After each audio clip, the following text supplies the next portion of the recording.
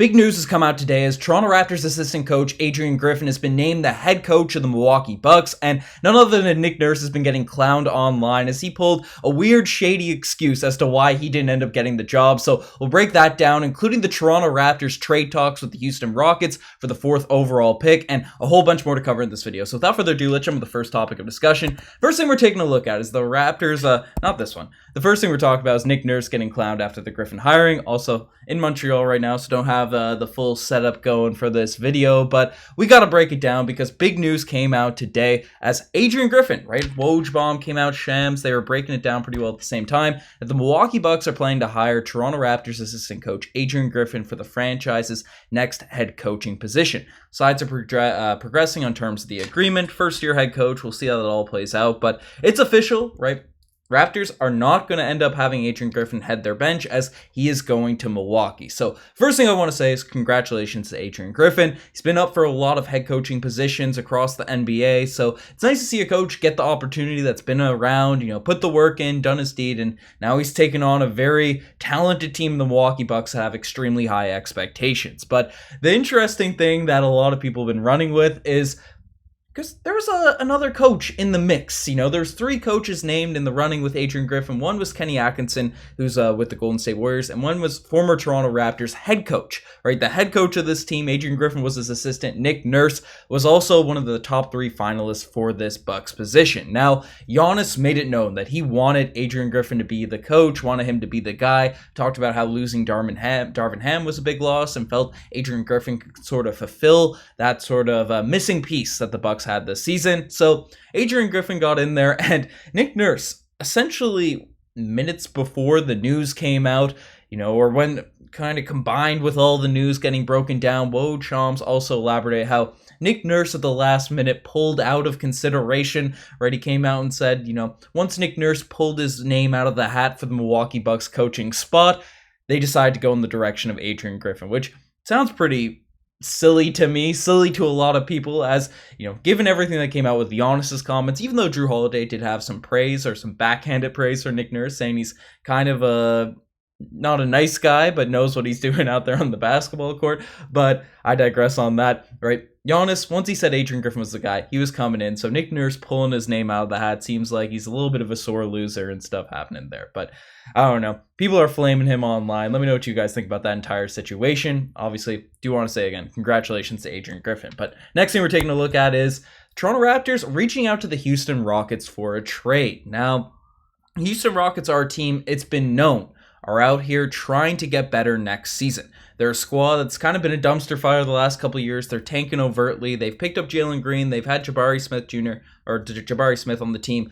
Şengün is really taking the leap forward this most recent season on the offensive end. So they're looking to say, hey, we got to put this squad together. We got to make things right now at this point, or else we're going to build a losing culture and all that sort of stuff. And after this most recent season, they didn't get Victor Wembanyama. They got the 4th overall pick in this year's draft, and seems like they're not that high on keeping that draft pick. We've broken down reports about them potentially selling that pick. Could the Raptors jump in? Well, it seems like Masai Ujiri is trying to jump in all over that, as news came out today that the Toronto Raptors have called the Houston Rockets for the number 4 overall pick, according to Kelly Iko. And this is interesting, as obviously if we're going to be trading star power, if we're going to be trading established players, we'd want a really talented guy coming back. We'd want a really strong player in return. If we're giving up an OG, a Pascal Siakam in a type of deal. So the number 3 pick with the Portland Trailblazers, it's a bit more intriguing because you can either get Scoot Henderson, Brandon Miller.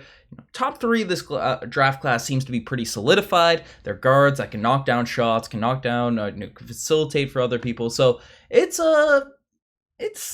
3 is nice. 4 seems to be a little bit of a drop-off. Now, we heard the same things in regards to the Scotty Barnes year, but, with Jalen Suggs, Jalen Green, Evan Mobley, Cade Cunningham, those are the top. Suggs is kind of there, Scotty's in the mix, Josh Giddey, Kuminga and stuff. So maybe Masai Ujiri sees a prospect in there in this year's NBA draft and no one's really talking about, no one's getting extremely hyped for, that he could end up selecting and ends up being a star, but going for 4th, right? Maybe he thinks he wouldn't have to give up an OG or Pascal in order to make one of those deals happen, but I don't imagine the Houston Rockets settling for anything less, at least as an OG Anunoby. Maybe there's other younger players could be coming back to Toronto in one of these deals, but I'd be pretty shook. As I've said on these podcasts consistently, I'm not a big draft guy. I don't know the rookie prospects that well and all that sort of stuff. But giving away OG or Siakam for one of those, a fourth pick, right? A fourth pick without a lot coming back,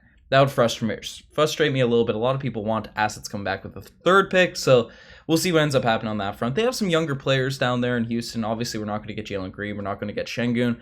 Kevin Porter Jr., if people are upset with Fred VanVleet's sort of shot selection, everything going on in that front, then you're not going to like Kevin Porter Jr. Even though he can play, he's talented and all that sort of stuff, he's definitely a shot chucker and not a good shot chucker. So not a guy I'd be that interested in bringing back. Martin's down there. He's pretty solid. So there's some pieces, but I see a framework for a deal, but we need some serious assets coming back if we're going to be sending out Pascal, OG, one of these guys and one of these potential deals. But leave your trade scenarios down below. I want to see what you guys have to say on that front. Next thing we're taking a look at is Fred following a Suns exec on Twitter. Or, well, kind of exec, involved in the front office. Exec is the wrong word here. I'm going to adjust that in the chapters there, because Isaiah Thomas is a guy that's been involved with the Phoenix Suns, and some Reddit sleuths are out there, hounding some stuff and seeing who's Fred's doing on social media. As apparently Fred has come out and he's followed Isaiah Thomas. People are responding, oh, this is guaranteed he's going to the Suns. We've heard a lot of smoke about him going to different teams, whether it be the Suns, the Magic, the Lakers now are in the mix, the Rockets.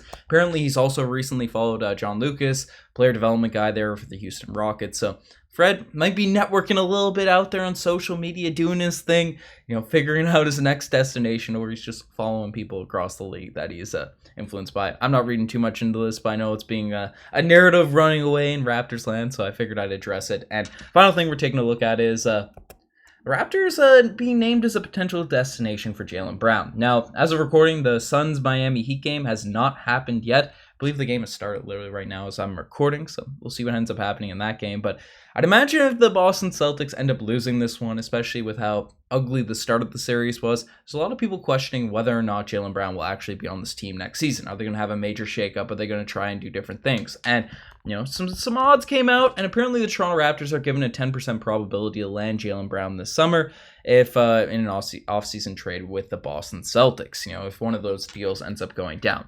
Obviously, there's a lot of teams named. The Golden State Warriors were one of the favorites in there as well. So, Raptors, they've been kind of linked, in those semi-reports. Jaylen Brown saying he'd be interested in the team. He'd be interested in going to Toronto if deals, be going in the backlogs, those minor reports, all the rumblings, especially after the trade rumors that happened last season with Kevin Durant, Jaylen Brown being a free agent. We've heard talks about all this happening, and the Boston Celtics, Jaylen Brown did make an All-NBA team this year.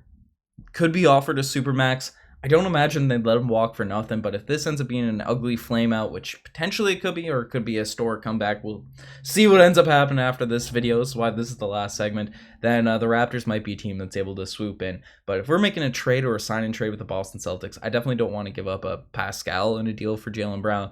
I think that would be a very lateral move, and personally, I like Pascal better. So that's my opinion. That's my take on it. But let me know what you guys think about all this Toronto Raptors news. You guys are the best to make this far. Subscribe to the channel if you haven't already. Anyways, I'm signing out. Cheers.